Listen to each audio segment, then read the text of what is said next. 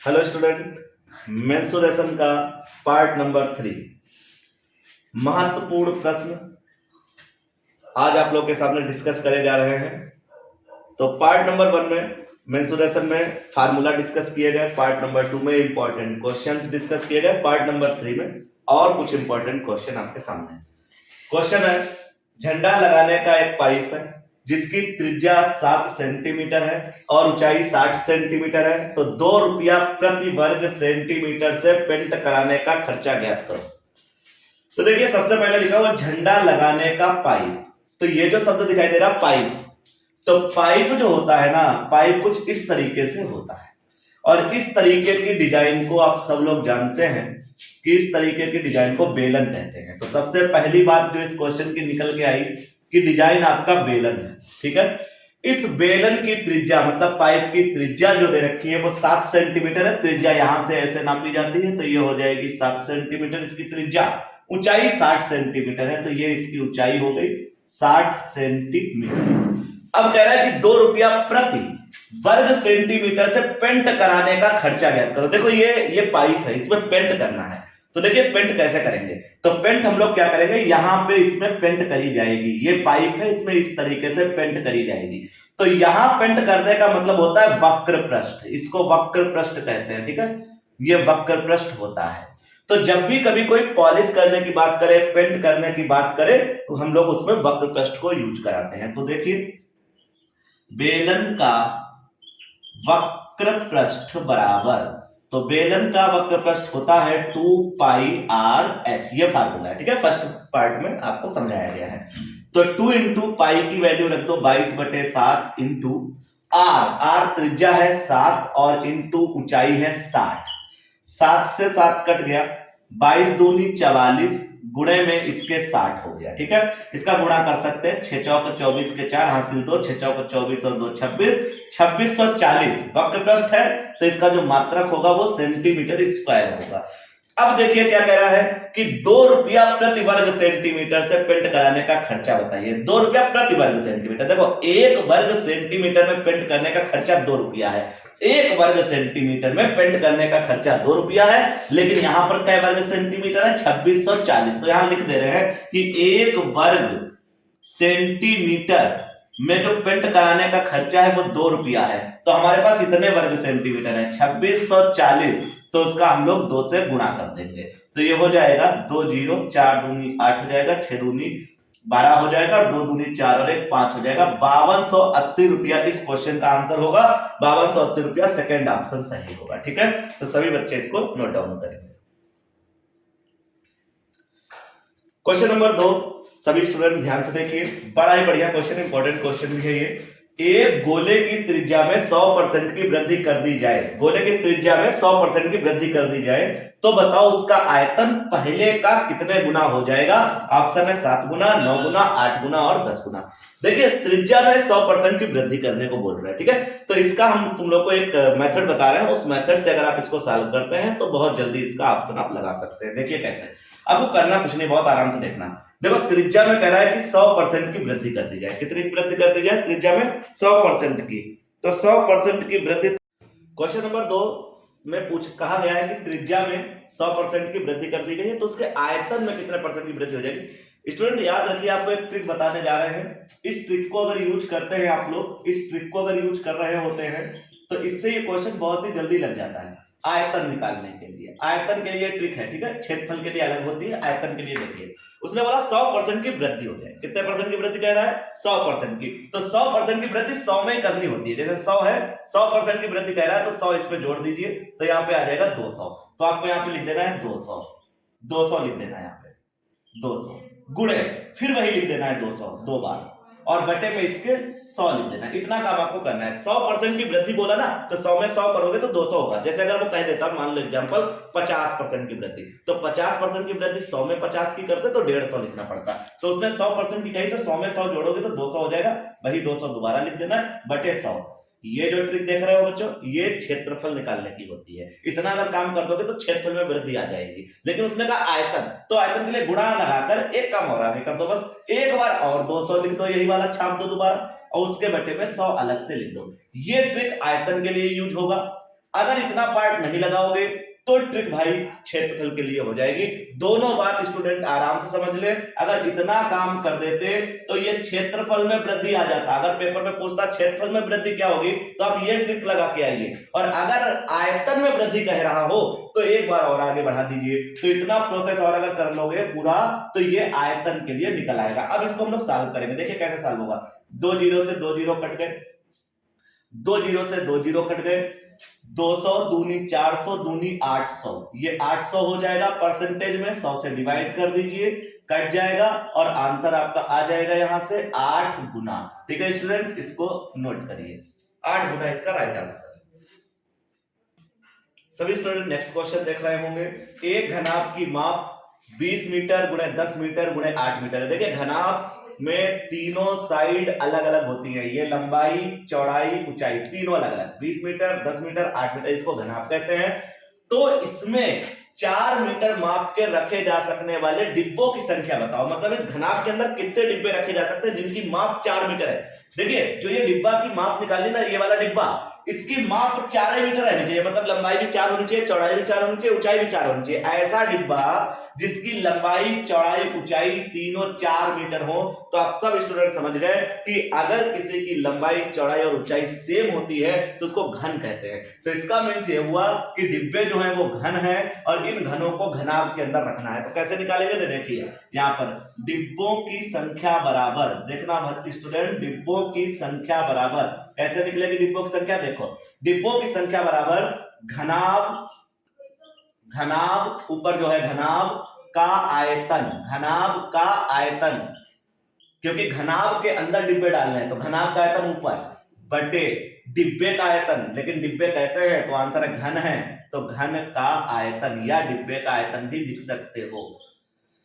अब इसमें value put कर दीजिए। तो घनाभ का आयतन होता है लंबाई गुणे चौड़ाई गुणे ऊंचाई और बटे डिब्बे का मतलब घन का आयतन होता है भुजा क्यूब। यहां पे हम लिख भी दे रहे हैं भुजा, भुजा की घात 3। अब बताओ L कितना है, तो आप सभी लोग देख रहे हैं 20 मीटर, तो यहाँ पे 20 गुणे B कितना, चौड़ाई 10 मीटर, तो यहाँ पे 10 और ऊंचाई कितनी 8, तो यहाँ पे 8 बटे भुजा क्यूब। भुजा कितनी है तो आप देखो 4 मीटर का डिब्बा है तो भुजा 4 हो गई। 4 का क्यूब करोगे तो 4 का क्यूब 3 बार लिख लो, 4 गुणे 4 गुणे 4, 4 एक कम 4, 4 पंचे 20, 4 एक कम 4, 4 दूनी 8 और 2 पंचे 10 और 2 दूनी 4 और 2 से 2 कट गया और 5 25। तो यहां पर डिब्बों की संख्या निकल आई है 25, जो कि राइट आंसर है। नेक्स्ट क्वेश्चन स्टूडेंट, 5 सेंटीमीटर किनारे वाले एक घन को 1 सेंटीमीटर किनारे वाले घनों में काटा जाता है। 5 सेंटीमीटर किनारे वाले घन को 1 सेंटीमीटर किनारे वाले घनों में काटा जाता है। तो छोटे घन के संपूर्ण पृष्ठ का क्षेत्रफल व बड़े घन के संपूर्ण पृष्ठ के क्षेत्रफल के मध्य अनुपात क्या होगा। बहुत ही सिंपल क्वेश्चन है। दो तरीके के घन है, छोटा घन एक बड़ा घन। छोटे घन के जो माप है वो 1 सेंटीमीटर का है, बड़ा घन जो है वो 5 सेंटीमीटर का है। दोनों घनों के आयतन का अनुपात पूछा जा रहा है। बहुत ही सिंपल सा क्वेश्चन। तो देखिए छोटे घन, सॉरी स्टूडेंट, घन के आयतन की बात नहीं कर रहा, घन के संपूर्ण पृष्ठ की बात कर रहा है। तो छोटे घन का संपूर्ण पृष्ठ बटे कर देना है बड़े घन का संपूर्ण पृष्ठ। तो छोटे घन का संपूर्ण पृष्ठ, छोटे घन का संपूर्ण पृष्ठ बटे बटे बड़े घन का, बड़े घन का संपूर्ण पृष्ठ। ठीक है, एक बार क्वेश्चन और अच्छे से पढ़ लेते हैं। कह रहा है कि 5 सेंटीमीटर किनारे वाले एक घन को 1 सेंटीमीटर किनारे वाले घन में काट दिया गया है। छोटे घन का संपूर्ण पृष्ठ का क्षेत्रफल व बड़े घन के संपूर्ण पृष्ठ का क्षेत्रफल का अनुपात बताना है। तो छोटे घन का संपूर्ण पृष्ठ, तो सभी स्टूडेंट को घन का संपूर्ण पृष्ठ का सूत्र याद होना चाहिए। फार्मूला होता है 6 इंटू भुजा स्क्वायर, 6 इंटू भुजा स्क्वायर। ठीक है, ये सूत्र होता है घन का संपूर्ण पृष्ठ। नीचे भी इसका भी वही होगा 6 इंटू भुजा स्क्वायर। ये देखिए संपूर्ण पृष्ठ दोनों का सेम, क्योंकि दोनों घन है छोटे बड़े। 6 से 6 तो कैंसिल हो गया। अब यहां से भुजा देखनी है, किसकी भुजा देखनी है तो आंसर है छोटे घन की। ये वाला छोटा घन जो है इसकी भुजा देखनी है। और इसमें किसकी भुजा देखनी है, इसमें बड़े घन की भुजा देखनी है। तो छोटे घन की भुजा देख लो कितने सेंटीमीटर की, 1। तो यहाँ पर आप सब लोग 1 रख दोगे। तो यहाँ पे लिख देते हैं, यहाँ पे इसको मिटा दे, तो यहाँ पे लिख दे भुजा की जगह 1, 1 का वर्ग बटे नीचे भुजा, आपकी बड़े घन की भुजा, बड़े घन का मान ये लिखा 5, तो यहाँ पर 5 का वर्ग रख देते हैं। तो 1 का वर्ग आप जानते हैं 1 होता है, 5 का वर्ग 25 होता है, तो दोनों में अनुपात आ गया 1:25, 1:25, थर्ड ऑप्शन इसका right answer. Next question student देखें, किसी घनाभ की भुजाओं का अनुपात 3:2:1 है, इसका पृष्ठीय क्षेत्रफल 88 वर्ग सेंटीमीटर है, तो घनाभ का आयतन क्या होगा। ठीक है, तो देखिए सबसे पहले लिखा हुआ है कि घनाभ, सबसे पहले आकृति पहचान लिया करो घनाभ, और घनाभ की जो भुजा है ना, आपकी भुजा नहीं दी गई है, आपकी भुजाओं में अनुपात दिया गया है। तो देखिए ये लंबाई को रिप्रेजेंट करेगा, ये चौड़ाई को, और ये ऊंचाई को रिप्रेजेंट करेगा। तो अब ये मत सोच लेना कि एल का मान 3 है, नहीं, तो जब भी कभी अनुपात दिए होते हैं तो उनको ऐसे लिखते हैं, एल बराबर, ये लंबाई के लिए, तो लंबाई के लिए 3 तो लिखोगे, लेकिन उसके साथ में कोई एक वेरिएबल डाल दोगे। तो मान लो वो वेरिएबल x है, मतलब जिसको चर कहते हैं हिंदी में, तो वो हमने x ले लिया। आप यहाँ पर और भी कुछ ले सकते हो, r भी ले सकते हो, y भी ले सकते हो। अब ऐसे ही हम लोग b बराबर चौड़ाई बराबर 2 लिखा हुआ है, तो 2 के साथ भी सेम वही उठा के रखोगे। जैसे अगर यहाँ पे तुमने a लिख दिया तो a ही लिखना है, अगर आपने यहाँ पे y ले लिया तो y ही लिखना है, अब x लिया तो x ही लिखना है। उसके बाद में h ऊंचाई, ऊंचाई बराबर 1 लिखा हुआ है, तो यहाँ पर 1 लिखो या ना लिखो कोई फर्क नहीं पड़ता, लेकिन x लिखना जरूरी है। तो लंबाई, चौड़ाई, ऊंचाई तीनों मिल चुकी हैं। अब आगे पढ़िए सवाल में, पृष्ठीय क्षेत्रफल 88, पृष्ठीय क्षेत्रफल। तो भैया देखिए घनाभ का पृष्ठीय क्षेत्रफल, घनाभ का पृष्ठीय क्षेत्रफल, तो घनाभ का पृष्ठीय क्षेत्रफल सभी स्टूडेंट को याद होना चाहिए। तो घनाभ का पृष्ठीय क्षेत्रफल होता है 2 ब्रैकेट लंबाई चौड़ाई प्लस चौड़ाई ऊंचाई प्लस ऊंचाई इंटू लंबाई, ये फार्मूला है। ठीक है, लिखा है कॉपी में। अब पृष्ठीय क्षेत्रफल तुमको दे रखा है उसने 88, तो पृष्ठीय क्षेत्रफल की जगह बड़े आराम से 88 रख दीजिए, उसमें कोई टेंशन वाली बात नहीं है। बराबर में यहाँ पे 2 लिखा है, 2 लिखिए। अब l लिखा है, l की वैल्यू यहाँ रख दीजिए, तो l की वैल्यू 3x हो जाएगी, गुणे b की वैल्यू उठा के रख दीजिए, तो यहाँ से 2x मिल जाएगी, प्लस फिर से b आया तो b की वैल्यू 2x हो गई। h हाइट ये लिखी 1x का मतलब खाली x ही होता है, प्लस फिर h की जगह भी x इंटू l, और l की जगह पर यहाँ पे 3x, इस तरीके से रख देना है। तो देखिए 2 से ऐसे काट सकते हो फिर आप, लेकिन अगर आप नहीं काटना चाहते हो ऐसे, तो ऐसे कर लो, 2 बटे में ले आओ, इसे बराबर लगाते हैं, यहाँ गुणा 3 दूनी 6, और x का गुणा x²। ठीक है, प्लस फिर आगे बढ़ते हैं, 2 तो एज इट इज रहेगा, और x की जो गुणा करोगे वो x² हो जाएगी, प्लस और फिर ये 3 और x की गुणा करोगे तो x² हो जाएगी। 2 से इसको काट सकते हैं, 2 चक्कू 8, 2 चक्कू 8, तो यहां से तो आ गया ये 44 कट के बराबर में आए 6x², 2x², 3x² जुड़ जाएंगे, 6 2 8 और 3 11x²। ठीक है, x² बराबर 44/11, 44/11, 11 चौक 44। x² की वैल्यू जो आ गई है स्टूडेंट, वो आ गई है 4, तो x बराबर 4 का वर्गमूल 2, तो x का मान हमारे सामने 2 आ चुका है। ठीक है, अब x का मान जो 2 आ चुका है, तो स्टूडेंट यहां से देख लेंगे, तो x का मान जो 2 आ चुका है वो यहां रख दीजिए धीरे से। तो देखो L बराबर यहाँ पे लिखा हुआ था 3x, तो 3 गुणे x, और x की वैल्यू 2 यहां रख दे, तो 3 दूनी यहां से आ जाएगा 6 सेंटीमीटर लंबाई निकल चुकी है। ऐसे चौड़ाई b बराबर 2x दिया हुआ था, तो 2 गुणे x की वैल्यू उठा के रख दीजिए 2, तो 2 दूनी 4 सेंटीमीटर हो जाएगा, और h बराबर 1x लिखा हुआ है, x की वैल्यू 2 है, तो आंसर यहां से 2 सेंटीमीटर हो जाएगा हाइट का। तो अब आप देखिए लेंथ आ गया, ब्रेथ आ गया और हाइट आ गया, लेकिन क्वेश्चन तुमसे पूछ क्या रहा कि आयतन क्या होगा, घनाभ का आयतन क्या होगा। तो घनाभ का आयतन का सूत्र स्टूडेंट अब हम आपको यहां पे समझाई दे रहे हैं, तो देख लीजिए यहां से घनाभ का आयतन। ठीक है, घनाभ का आयतन, तो घनाभ का आयतन का फार्मूला होता है लंबाई गुणे चौड़ाई गुणे ऊंचाई।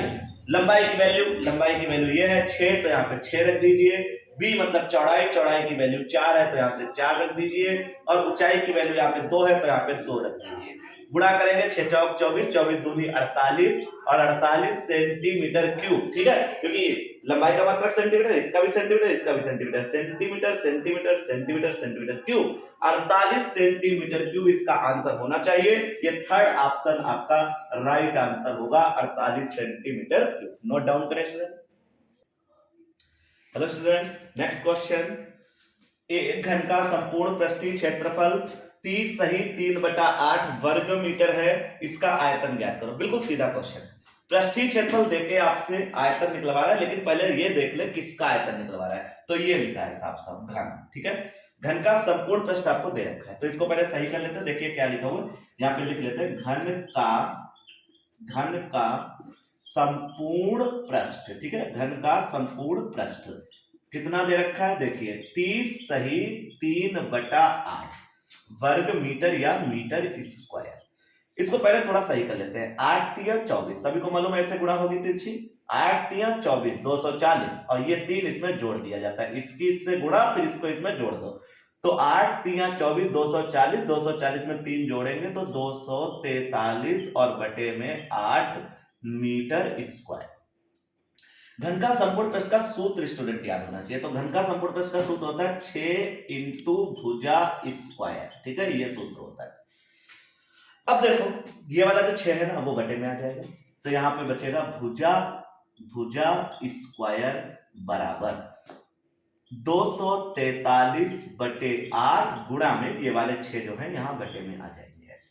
अब इसको काट सकते हैं हम लोग, देखते हैं कट जाएगा तो काट देते हैं, तो देखो इसको काटते हैं, 3 से कट रहा है तो 3 दूनी 6, 3 अट्ठे 24, 3 एकम 3 कट गया, तो ऊपर 81 नीचे 8 दूनी 16, तो ये हो जाएगा 81 बटे 16, ठीक है, और यहां पर है भुजा का स्क्वायर, ठीक है, भुजा स्क्वायर।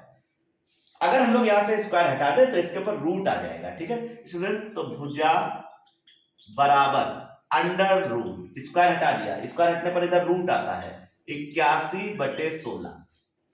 अब 81 वर्गमूल सभी स्टूडेंट को पता है कि 81 जो वर्गमूल होता है वो 9 का होता है, 9 निमा 81, और 16 जो वर्गमूल होता है वो स्टूडेंट 4 का होता है, तो 9 बटे 4 भुजा आ चुकी है, मात्रक भुजा का होता है मीटर, तो 9 बटा 4 मीटर, ज्यादा इसको काटपीट ना करें, 9 बटे 4 मीटर छोड़ दे इसको, ये भुजा निकाला है।